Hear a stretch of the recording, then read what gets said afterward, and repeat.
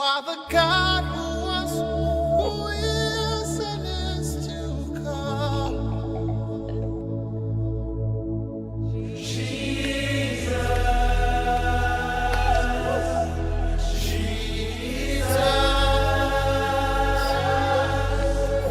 And in you I trust. My life is in your hands, Jesus. You are the miracle working God. And you are Yahweh. You are Yahweh. Barou Ata Adonai, Meler à Olam. Que Dieu, notre Père, qui est le roi de toute la création, soit béni par Jésus-Christ, son Fils bien-aimé. Que sa grâce et sa bonté vous soient largement accordées, ainsi qu'une longue et heureuse vie dans sa crainte et dans sa connaissance, mesdames, messieurs. Nous allons continuer de parler de la loi.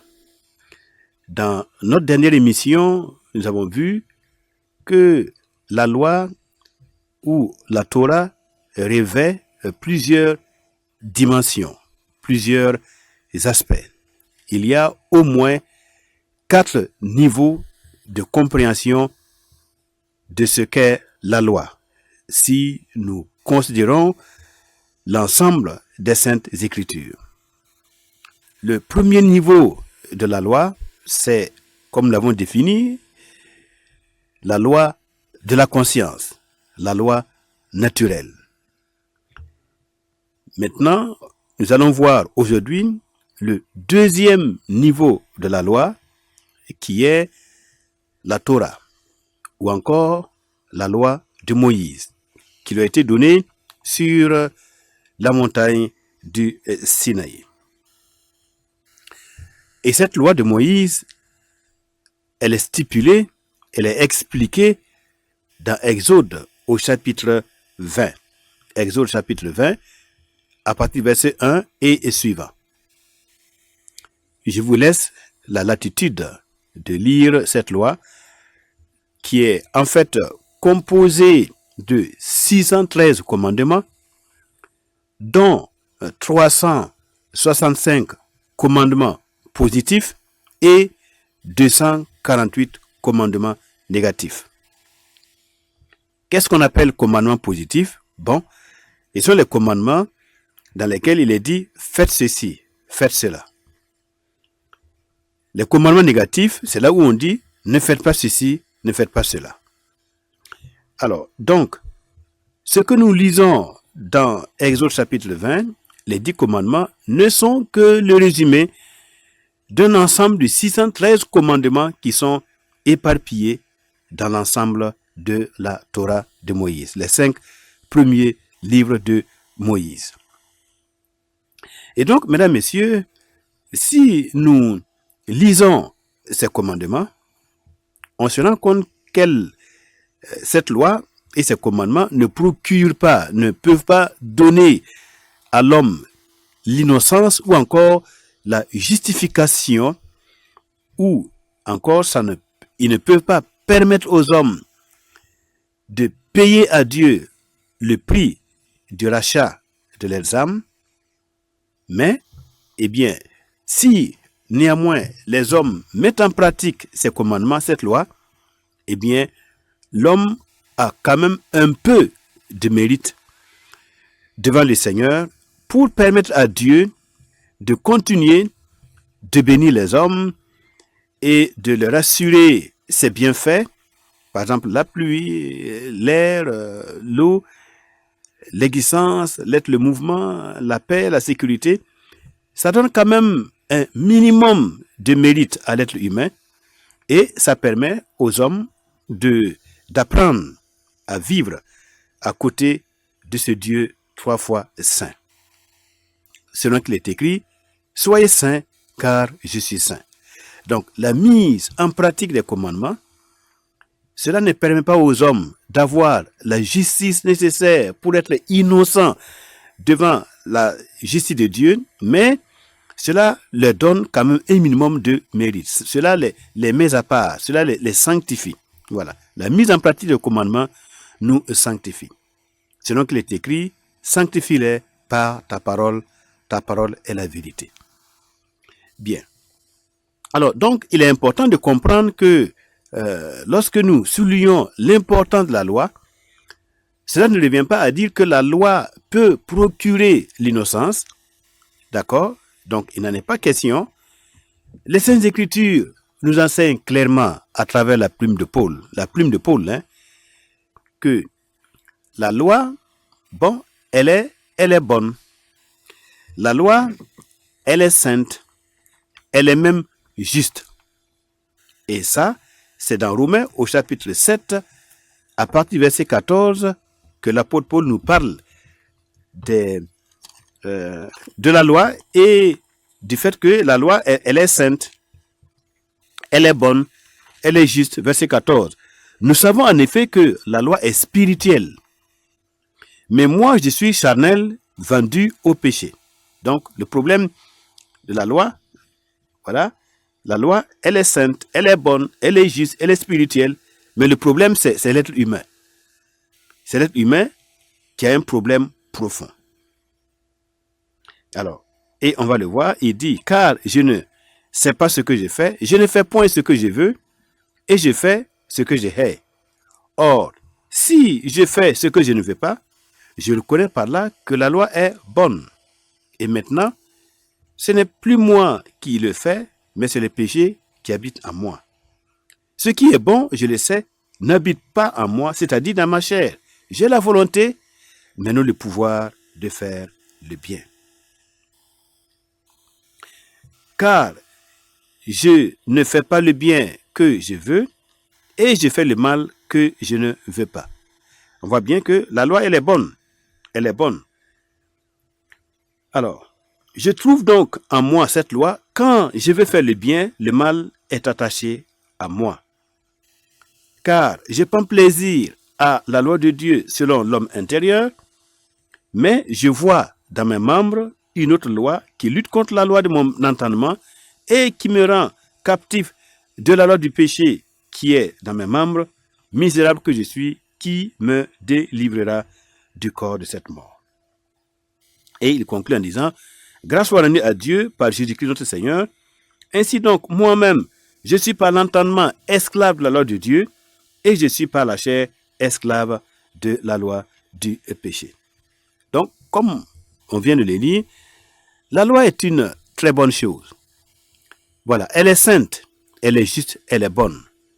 Donc, nous avons tort de haïr, de mépriser et de rejeter systématiquement les commandements de la loi. Nous avons tort parce que les commandements sont bons. Les commandements sont justes et saints. Maintenant, ce qu'il faut savoir et qui est une vérité cardinale, c'est que l'homme est charnel. Il est vendu au péché. Et c'est ce que nous venons de lire dans Romains chapitre 7. Donc le problème, ce n'est pas à mettre au compte de la loi, au compte des commandements, mais le problème, c'est au niveau de l'être humain. Donc finalement, qu'est-ce qu'il faut changer? Ce n'est pas la loi qu'il faut changer, mais c'est l'être humain qu'il faut changer. Et c'est pourquoi le Seigneur Jésus dit qu'il ne disparaîtra pas de la loi une seule virgule, un seul crochet, jusqu'à ce que tout soit arrivé, tout soit accompli. Il n'est pas question de changer la loi. Au contraire, lorsque nous lisons le Sermon sur la montagne, on se rend compte que le Seigneur Jésus, il a repris la Torah de Moïse, la quintessence de la Torah de Moïse, et il a même mis des garde-fous autour des commandements, des haies de protection autour des commandements de la loi de Moïse pour nous éviter vraiment d'avoir à violer ces commandements. Parce que ces commandements sont la vie éternelle. Les commandements du Seigneur procurent la vie éternelle. Et que l'amour de Dieu, selon l'apôtre Jean, 1 Jean chapitre 5, verset 3, L'amour de Dieu consiste à garder ses commandements. Voilà. Mais si nous n'avons pas de commandements que nous allons retenir dans nos cœurs et dans nos pensées, bon, nous n'avons pas de fondement pour la sainteté, pour la justice. Nous n'avons pas de fondement pour comprendre ce qui est juste et ce qui est profane. Donc, mesdames, messieurs, le problème donc, ce n'est pas la loi, mais le problème c'est l'être humain. L'être humain doit être changé de l'intérieur. Et maintenant, on va le voir dans la suite de nos enseignements, que le Dieu vivant, effectivement, qu'est-ce qu'il va faire? Bon, il va donner une solution ultime à l'homme, voilà, en lui donnant des promesses fermes, des promesses que nous retrouvons dans ce que nous appelons la nouvelle alliance. Les promesses de la nouvelle alliance. Et ces promesses de la nouvelle alliance, données au prophète Ézéchiel, prophète Jérémie, prophète Ésaïe et tant d'autres, à travers ces promesses de la nouvelle alliance, bon, Dieu va donner la solution à l'homme. Voilà, il va donner une solution qui va permettre à l'homme d'être en phase avec les commandements saints, justes et bons qu'il a donnés aux hommes.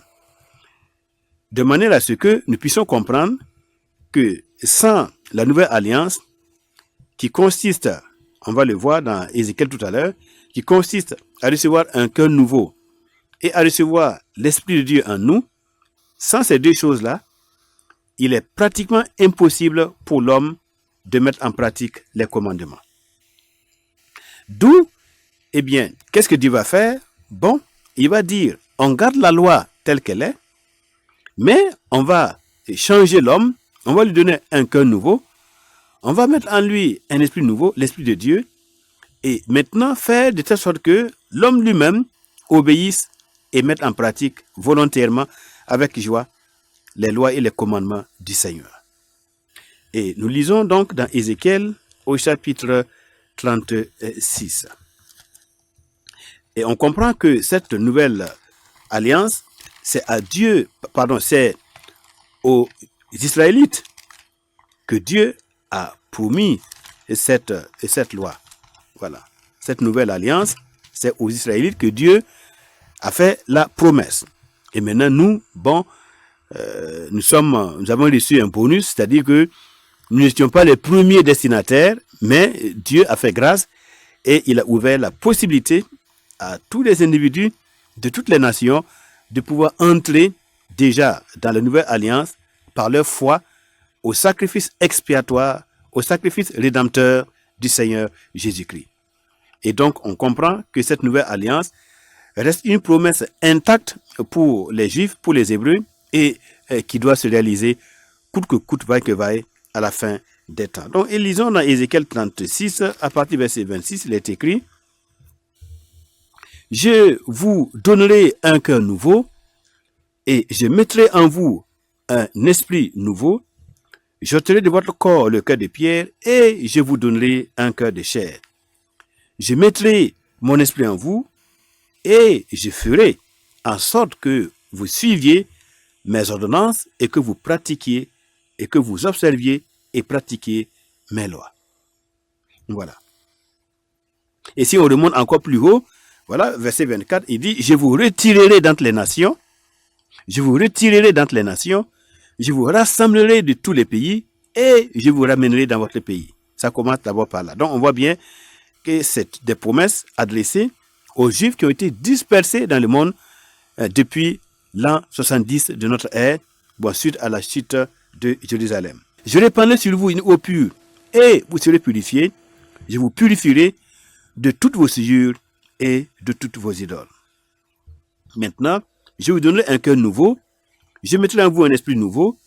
Je jeterai votre corps le cœur de pierre. Je vous donnerai un cœur de chair. Je mettrai mon esprit en vous et je ferai en sorte que vous suiviez mes ordonnances et que vous observiez et pratiquiez mes lois. » Donc ici, on voit que les mêmes lois et les mêmes commandements sont gardés intacts. Dieu n'a rien changé en ce qui concerne la Torah, en ce qui concerne ses commandements. Le Seigneur lui-même, il a repris toute la Torah, il a vécu sous la loi, il s'est soumis à tous ses commandements, de même que les apôtres, les prophètes, hein, d'accord? Mais maintenant, il dit, ce qu'il faut changer pour mettre les hommes à hauteur de ces lois et de ces commandements, c'est le cœur de l'homme qu'il faut changer. L'apôtre Paul a expliqué, c'est dans notre nature humaine qu'il y a un point de faiblesse, et ce point de faiblesse rend la loi inefficace, rend les commandements impraticables. De telle sorte que quand nous voulons pratiquer les commandements, nous voulons suivre les commandements, il y a ce qu'on appelle le Yetzer Hara. Yetzer, ça veut dire influence. Hara, mauvaise. Donc il y a la mauvaise influence. Il y a comme une âme animale qu'on appelle aussi Nefesh Abéimi. Donc une âme animale qui est en nous et qui s'oppose à nous chaque fois que nous manifestons le désir d'obéir à Dieu et de pratiquer un commandement divin. Cette âme animale, ce Nefesh Abéimi, nous donne plus le désir, nous pousse dans la tendance à désobéir. C'est pourquoi Dieu va introduire en nous le logiciel divin, le potentiel divin. Voilà, il va nous donner un cœur nouveau, il va mettre son esprit en nous à travers la nouvelle alliance par le sacrifice de Christ pour que nous ayons en nous le potentiel de Dieu qui va nous permettre maintenant d'être à la hauteur des lois et des commandements. C'est pourquoi l'apôtre Jean, il va nous dire que tout ce qui est né de Dieu triomphe du monde. Voilà. Et que les commandements du Seigneur ne sont pas pénibles. 1 Jean chapitre 5, verset 3 et la suite. Il dit que nous savons que nous aimons les enfants de Dieu si nous aimons Dieu lui-même et que nous mettons en pratique ses commandements. Or, ces commandements ne sont pas pénibles. Parce que tout ce qui est né de Dieu triomphe du monde. Donc, ces commandements ne sont pas pénibles. Mais sans l'esprit, les commandements sont pénibles. Mais lorsque l'apôtre parle ainsi, lorsqu'il dit que les commandements ne sont pas pénibles, c'est parce qu'il sait en arrière-plan sur quoi il s'appuie. Il s'appuie sur ce don d'un cœur nouveau et ce don de l'Esprit de Dieu en nous, cette présence de l'Esprit de Dieu en nous, dans un cœur renouvelé, dans une nature divine qui nous a été octroyée et qui nous permet donc de surmonter le Yetzer Hara, l'âme animale, que l'apôtre Paul appelle la chair ou bien la vieille nature, pour mettre en pratique les commandements du Seigneur. Donc on comprend que Dieu n'a jamais changé la loi d'un seul iota. Voilà. Et les Saintes Écritures ne nous parlent pas d'un changement de loi. Voilà, les commandements restent les mêmes. Tu ne tueras point, tu ne voleras point, tu ne porteras pas atteinte à l'honneur et à la dignité du Seigneur ou des hommes par les critiques, par les murmures, tu ne te vengeras point. Toutes ces lois sont là et ne peuvent pas être modifiées et elles ne passeront jamais. Il n'y aura jamais un moment où on dira, moi je ne suis plus sous la loi, donc je peux voler, je peux mentir, je peux commettre l'adultère, je peux faire ceci, je peux faire cela. Donc la loi reste intacte.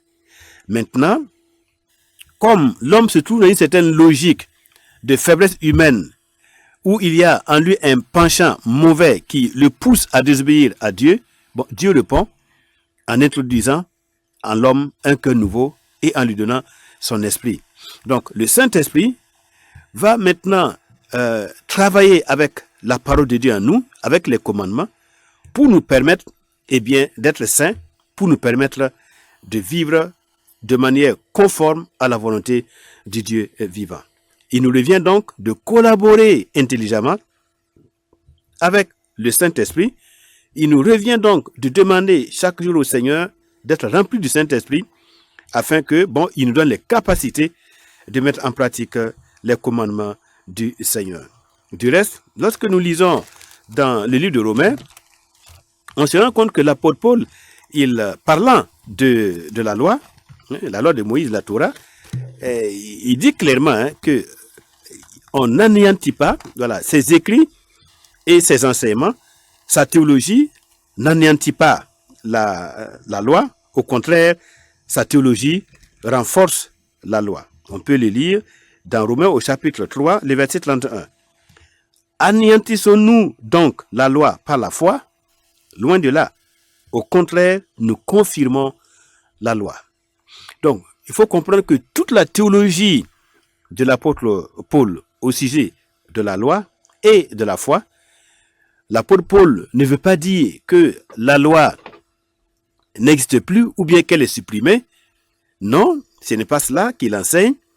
Voilà, il nous enseigne seulement que la loi telle qu'elle est, si l'homme est face à la loi, bon, sans l'aide du Seigneur, sans la vie nouvelle, sans le Saint-Esprit, bon, il ne faut pas s'attendre à ce que l'homme puisse mettre en pratique les commandements. Donc, on va aboutir à quoi? On va aboutir à la colère, puisque l'homme ne pourra pas mettre en pratique ses commandements. Et donc, comme résultat, bon, il va les violer. Et en violant les commandements, en transgressant les lois, bon, l'homme va recevoir comme récompense la colère du Seigneur. Voilà, donc la loi produit effectivement la colère. Voilà, mais il dit que néanmoins, ce que nous devons comprendre, que dans toute sa théologie, il ne s'agit pas pour lui d'anéantir la loi. Anéantissons-nous donc la loi par la foi. En enseignant la foi, il ne veut pas dire qu'on anéantit la loi. Voilà, mais au contraire, il affirme et il confirme la loi par la foi. Puisque la loi nous apprend ce que c'est que le péché. Mais sans loi, on ne saura pas ce qui est péché devant Dieu. Sans loi, on ne saura pas ce qui plaît au Seigneur et ce qui ne le plaît pas. Donc, la loi nous permet de savoir ce que c'est que la justice de Dieu. Voilà. Maintenant, cette loi, eh bien, nous fait comprendre que dans tout ce que nous faisons, dans nos pensées, dans nos actes, dans nos comportements, eh bien, nous sommes en deçà de ce que le Seigneur attend de nous. Donc, la loi nous fait comprendre simplement que nous sommes des pécheurs devant Dieu. Et que toute notre justice est comme un vêtement souillé. Et que nous sommes incapables d'être innocents devant Dieu par nos actes, par nos pensées, par nos paroles. Donc, la loi nous montre le vrai chemin, la vraie vérité, la vraie réalité, c'est que nous sommes des pécheurs. Donc, la loi, elle est bonne, elle nous montre qui nous sommes. Voilà. C'est ce à quoi la loi a été donnée. C'est pourquoi la loi a été donnée. Pour que nous sachions, nous comprenions qui nous sommes. Et que, sachant donc que non seulement nous sommes pécheurs, et en plus, nous ne pouvons pas nous racheter nous-mêmes devant Dieu. Nous ne pouvons pas nous justifier nous-mêmes devant Dieu. Il n'y a rien que nous puissions présenter à Dieu pour obtenir par nous-mêmes la justification, l'effacement de nos fautes. Bon, la loi nous dit en même temps, bon, le seul moyen qui vous reste, c'est un sacrifice. Et la loi nous révèle la nécessité d'un sacrifice, comme il est écrit, que sans diffusion de sang, si le sang ne se verse pas, et pas n'importe quel sang, si un sang pur, saint, divin ne se verse, personne ne peut être sauvé. Voilà. Si le sang ne se verse pas, il n'y a point de salut. Donc la loi nous apprend ça. Et donc la loi, en nous apprenant notre nature déchue et le fait que nous sommes pratiquement sans solution devant le problème du péché, bon, la loi nous pousse donc à nous réfugier dans la grâce qui est offerte par la foi en Jésus-Christ. Donc la loi devient comme un enseignant, voilà, comme un guide qui va nous pousser à reconnaître que la solution à notre problème, au problème du péché qui est en nous, du péché qui fait corps avec nous, la solution se trouve en Jésus-Christ, voilà, qui nous donne la possibilité, il nous donne non seulement une nouvelle nature, il nous donne un esprit nouveau, il nous transforme intérieurement et il nous donne la capacité d'être à hauteur de la loi, d'accord? Et surtout, c'est lui qui nous donne la justice devant son Père pour que nous soyons adoptés et que nous soyons appelés enfants de Dieu. Maintenant, de là, après que nous avons reçu l'adoption, nous sommes devenus enfants de Dieu, bon, on ne crache pas sur la loi. Voilà, si on crache alors si c'est la loi, bon, c'est comme le chien qui est retourné à ce qu'il a vomi.